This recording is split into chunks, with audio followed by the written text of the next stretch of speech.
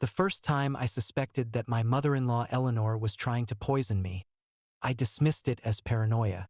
After all, who would believe that a 72-year-old grandmother would attempt to drug her daughter's husband at a family dinner?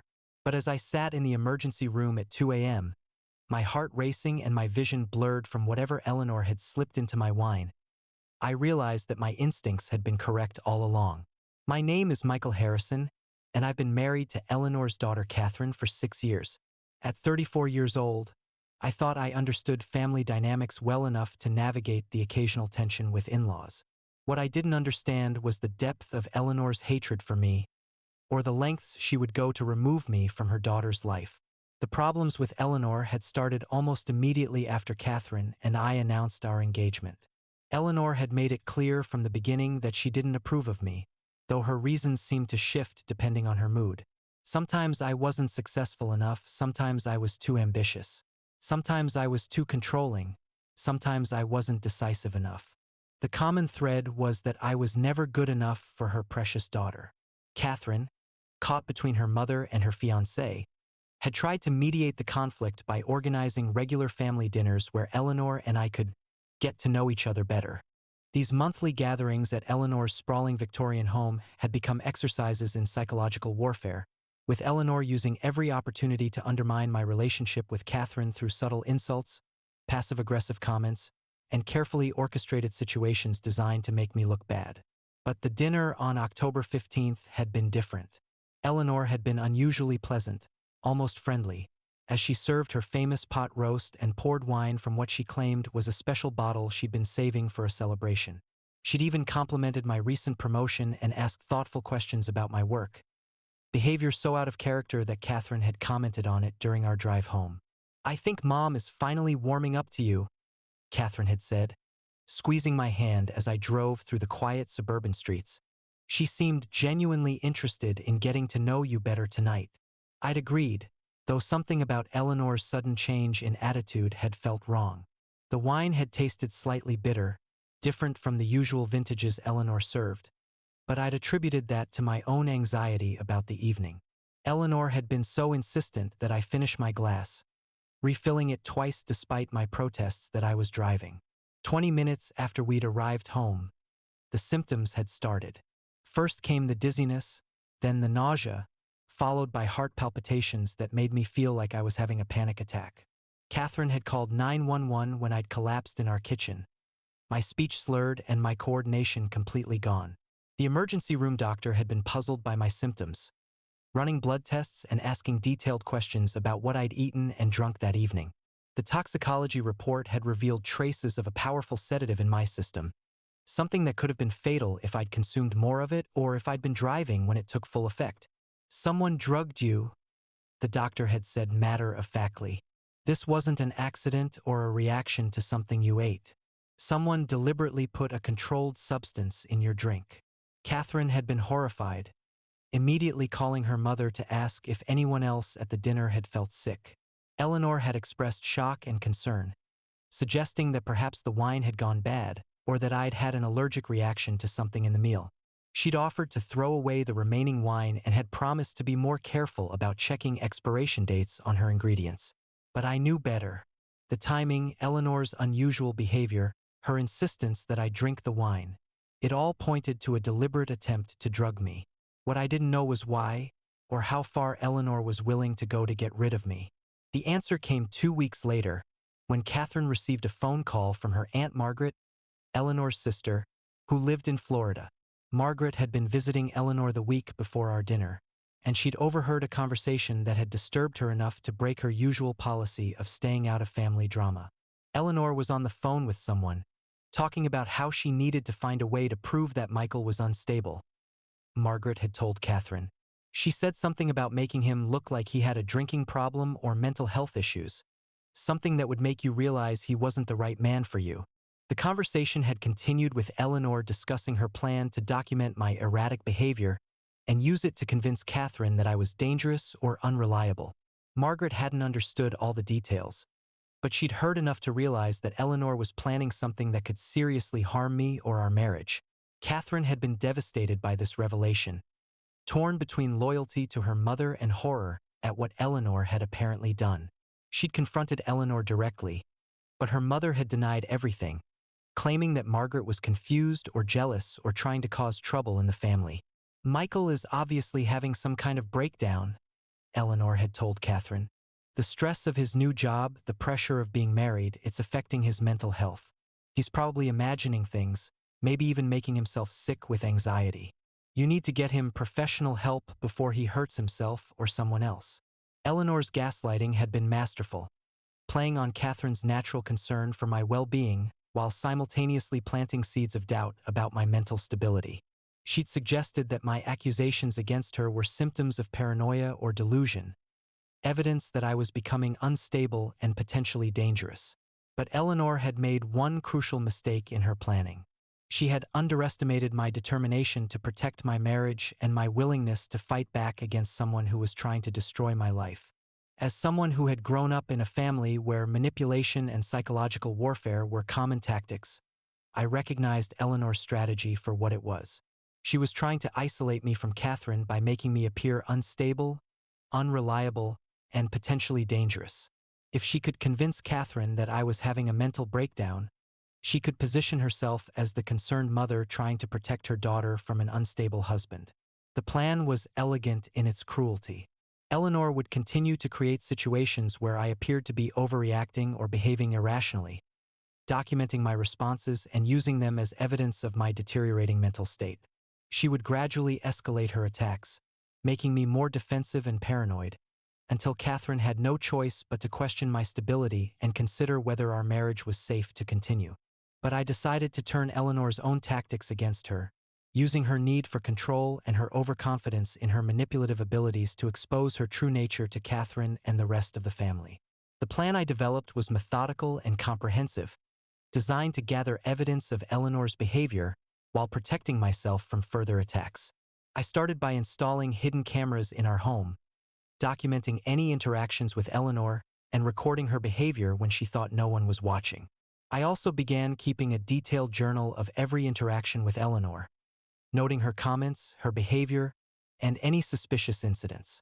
I documented the timeline of events leading up to the dinner where I'd been drugged, including Eleanor's unusual friendliness and her insistence that I drink the wine. Most importantly, I began working with a private investigator to research Eleanor's background and look for patterns of similar behavior. What we discovered was disturbing. Eleanor had a history of interfering in her children's relationships, using manipulation and psychological pressure to break up marriages and romantic partnerships she didn't approve of. Catherine's older brother David had divorced his first wife after Eleanor had convinced him that she was cheating on him, providing evidence that was later revealed to be fabricated. Catherine's younger sister Lisa had broken up with a long-term boyfriend after Eleanor had orchestrated a series of incidents that made him appear unreliable and untrustworthy. Eleanor had a pattern of targeting the romantic partners of her children, using whatever methods were necessary to remove them from the family. She saw herself as the protector of her children's happiness, but in reality, she was a controlling narcissist who couldn't tolerate sharing their affection with anyone else. The investigation also revealed that Eleanor had access to prescription medications through her late husband's medical supplies, including the sedative that had been found in my blood. She'd kept his medications after his death, claiming they were for sentimental reasons, but the private investigator suspected she'd been using them for more sinister purposes. Armed with this information, I began planning my counterattack. I couldn't simply present the evidence to Catherine. Eleanor's gaslighting had been too effective, and Catherine was already questioning my mental state. I needed to create a situation where Eleanor would reveal her true nature in front of witnesses, making her behavior undeniable. The opportunity came when Eleanor announced that she was planning a special family dinner to celebrate Catherine's birthday. She'd invited Catherine's siblings, their spouses, and several family friends, creating the perfect audience for what I had planned. I accepted the invitation enthusiastically, even offering to bring wine for the celebration. Eleanor had seemed pleased by my apparent willingness to put our misunderstanding behind us, and she'd agreed to let me contribute to the meal. What Eleanor didn't know was that I'd prepared for this dinner with the same attention to detail that she'd used in her attempts to destroy me. I'd arranged for the private investigator to be present as a guest, posing as a friend of mine who was interested in meeting Catherine's family. I'd also installed a small recording device in my jacket, ensuring that any conversation would be captured clearly. Most importantly, I'd prepared a special surprise for Eleanor, something that would expose her true nature to everyone present. The birthday dinner was held on a Saturday evening in November, with Eleanor's dining room decorated with flowers and candles for the celebration. Catherine looked beautiful in a new dress, happy to be surrounded by family and friends for her special day. Eleanor played the role of the gracious hostess perfectly, welcoming everyone warmly and making sure that every detail of the meal was perfect. During the cocktail hour before dinner, Eleanor had approached me with what appeared to be a peace offering, a glass of wine that she'd specially selected for me to try. She'd been unusually insistent that I taste it, claiming it was from a rare vintage that she'd been saving for a special occasion. "I want to make amends for our past misunderstandings," Eleanor had said, pressing the glass into my hand. "I realize I may have been too protective of Catherine, and I want you to know that I'm ready to accept you as part of our family." The wine had the same slightly bitter taste I remembered from the dinner where I'd been drugged, confirming my suspicions about Eleanor's intentions. But this time I was prepared. Instead of drinking the wine, I discreetly switched glasses with the private investigator, who had been briefed on the situation and was prepared to handle whatever Eleanor had put in the drink. I then pretended to drink from the glass while actually consuming nothing, waiting to see how Eleanor would react when her plan failed to work. As the evening progressed, Eleanor had become increasingly agitated when I showed no signs of the effects she'd been expecting.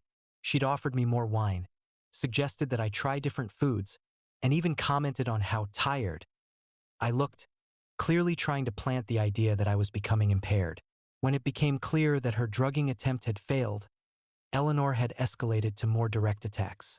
She'd begun making subtle comments about my behavior, suggesting to other guests that I seemed off or not quite myself.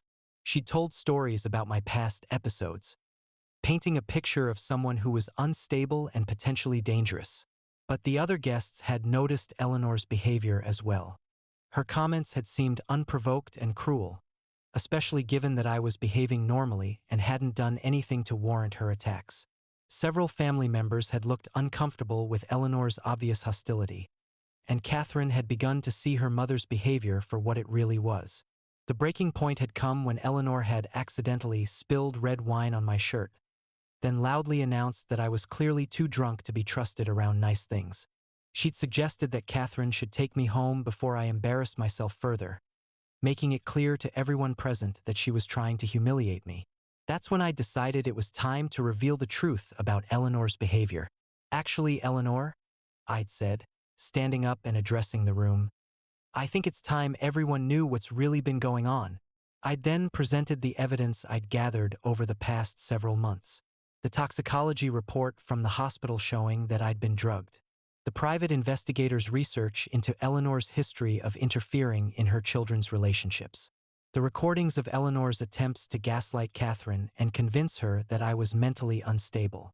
Most damaging was the revelation that Eleanor had attempted to drug me again that very evening, using the same sedative that had sent me to the emergency room weeks earlier. The private investigator had felt the effects of the drugged wine and had been prepared to seek medical attention if necessary, providing undeniable proof of Eleanor's criminal behavior. The room had fallen silent as the full scope of Eleanor's manipulation became clear.